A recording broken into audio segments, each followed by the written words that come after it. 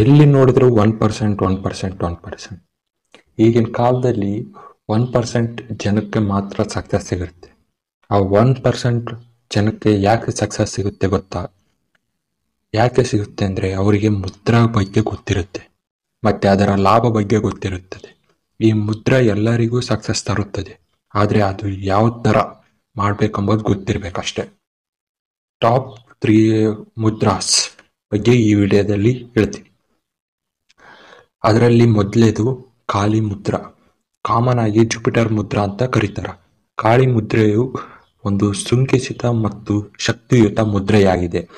ಪರಸ್ಪರ ಬೆಸೆದುಕೊಂಡ ಬೆರಳುಗಳ ದೃಢತೆ ಮತ್ತು ತೋರು ಬೆರಳುಗಳ ವಿಸ್ತರಣೆಯನ್ನು ಒಳಗಿನ ಉಗ್ರತೆಯನ್ನು ಪ್ರಚೋದಿಸುತ್ತದೆ. ಕಾಳಿ ಪರಿವರ್ತನೆಯು ಹಿಂದೂ ದೇವತೆಯಾಗಿದೆ. ಟಾಪ್ 2 ಮುದ್ರಾ. ಧ್ಯಾನ ಮುದ್ರಾ. ಧ್ಯಾನ ಮುದ್ರೆ ಎಂಬುದು ಪವಿತ್ರ ಕೈ ಸನ್ನೆ ಅಥವಾ ಮುದ್ರೆ.